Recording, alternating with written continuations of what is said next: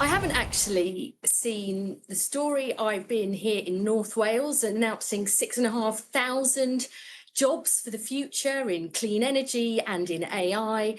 And I've been focusing on what I think the British people want to focus on, which is how are we going to create the jobs and opportunities of the future. I'm sure that all proper processes have been through with any appointments within Downing Street. That's right. We should have those proper processes in place. But as I said, I haven't seen the details of the story. I've been focused on the future of jobs and opportunities here in North Wales. OK, well, you don't need to know the details of the story just to know on a principle basis, is it a good idea that the Director of Communications for Downing Street has shares in a firm that lobbies government? I mean, that's a pretty yes or no, whether you're comfortable with that or not. If you allow me to answer the question, the principle is that you have to go through proper due process before anybody is appointed.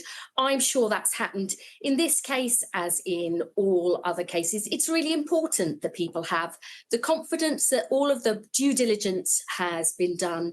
But I also think it's really important for the public to know, what is the government doing? Are they focusing on our concerns to get good jobs? Well, the reason I say this, Liz, sorry, Liz, the reason I say this is because you went, not you personally, but the Labour Party, attacked Liz Truss quite fulsomely in government when she was alleged to have done precisely this. That's why it matters. We did send you this story today. Don't get me wrong. I haven't seen it. I've been here in North Wales meeting apprenticeships who we hope will get jobs and opportunities in the future.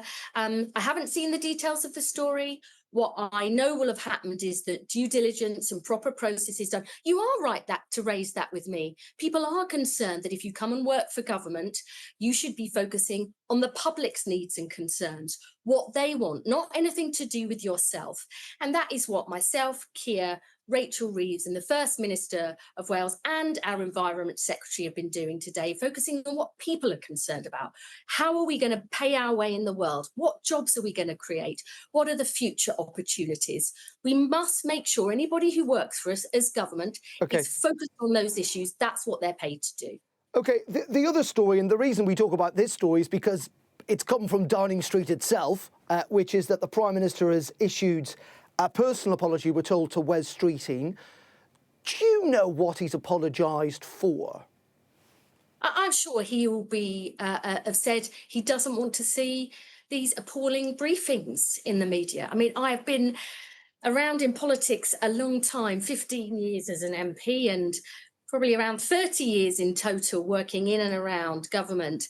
These things do unfortunately happen. I think Keir will be as fed up and angry about that as everybody else. He wants to do what he was elected to do, which is to change the country. And I'm sure we've drawn a line under that. I don't know. I don't know what the conversation is. I'm trying to work out whether he's apologising for not knowing that this briefing was going on, or he's apologising that it was happening under his name. You'll have to ask the two people who are in the conversation. I don't know what happened in the conversation. OK, well then, let me tell you what I do know about Keir, that he hates all this. He hates briefings. He doesn't want them. He won't have sanctioned them.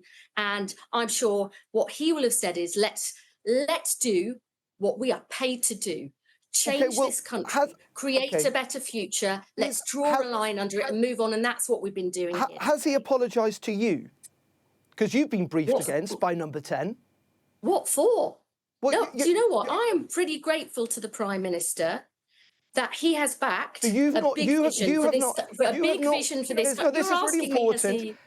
So you have not raised the issue of briefings against you with the Prime Minister? No, I haven't. No, because I'm not bothered about that. I'm bothered about the future of the country. I spend every waking hour thinking, how am I going to create jobs? How am I going to create opportunities? How am I going to help businesses grow? Because if they do that, they get the money that they need to put in people's pockets and that we need for our vital public services. I'm not bothered about that. I'm afraid I've got, quite a thick skin having spent all this time in politics. I know what I'm paid to do, and I'm paid to focus on the public and on the future. That's what Keir Starmer, Ed Miliband, Rachel Reeves, myself and the First Minister of Wales are doing today. It's our job. We're going to crack on with it. Okay. Well, I read that this had been raised with Number 10, but let's just finally on this. Do you then disagree with Wes Streeting that there is a toxic culture inside Downing Street? You're a cabinet minister. Do you think there is a toxic culture inside Number 10? You know, I think there's ups and downs in politics. I'm sorry to be a bit of a sort of, old greybeard, but I've seen all Is Wes this. being too melodramatic then? I think there's ups and downs in politics. You know, that's the bit of this job I don't like. I like the bit of the job where I'm cracking on and doing what I'm paid to do, which is create jobs, create opportunities, clean energy, AI, to win the race for the future. I've never liked all that side of it. Don't get involved myself. But honestly, I don't spend too much time thinking about it. What keeps me awake at night is how am I going to give people opportunities? We're in a race for AI to make sure we seize those benefits for companies and for our public services. And that's why, honestly, today, here making this big announcement, 3 new small nuclear reactors, a new AI growth zone in North Wales, creating 6,500 jobs just in this area, in construction, in building future technologies, building companies. That is what gets me up every day, and I don't waste too much time about this because it's pointless. Okay, let's focus on the nuclear power station that, as you say, you're there to announce. It's and an AI growth zone, Darren. That's a critical part of it. Let me say this. Yeah, that but the thing is, this is going to cost. Create... This is going to take 10 years apparently, and it's going to cost £3 billion. I mean, even if it was 6,000 jobs, that's £500,000 each for a job. No. Let me say what we're being announced today. Firstly, is building these 3 small modular nuclear reactions. We are really leading the world in this technology to really create the clean energy that we need as a country. And we are also announcing today a new AI growth zone, building a new data center, but also providing the support all around that data center for businesses to come in, to use that data, to use that computing power to grow their businesses with new ideas, because AI is developing so quickly.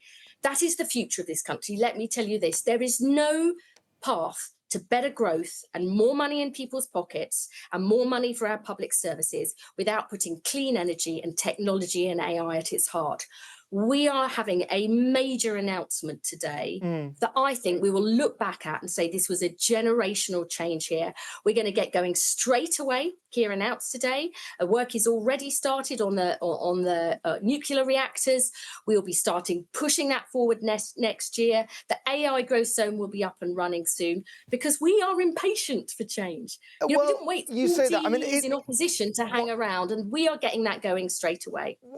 It has been criticised by some, not least of all, this is relatively innovative and could get into trouble. But second of all, the US ambassador's got involved in all of this, suggesting he's extremely disappointed by it all.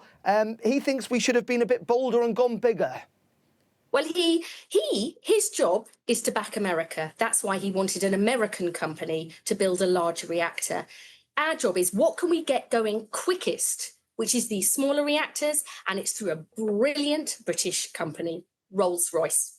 So he's doing his job, championing America. We're doing our job, which is championing Great Britain. But he's also our ambassador, and apparently a friendly ambassador. We're meant to be America's allies. He keeps sticking his oar into our politics. Should he kind of pipe down effectively? Should the United States stay out of our internal affairs? No. I never get annoyed with people for doing their jobs. It's just I know what my job is. My job is backing Britain. My job is backing our scientists, our entrepreneurs, our engineers. My job is to say, in future, how is Britain going to grow? How are we going to compete? How are we going to create the jobs of the future? And clean energy, powering the next technological revolution, creating the jobs and opportunities of the future is what this government is all about. And today, I am really proud that we are delivering.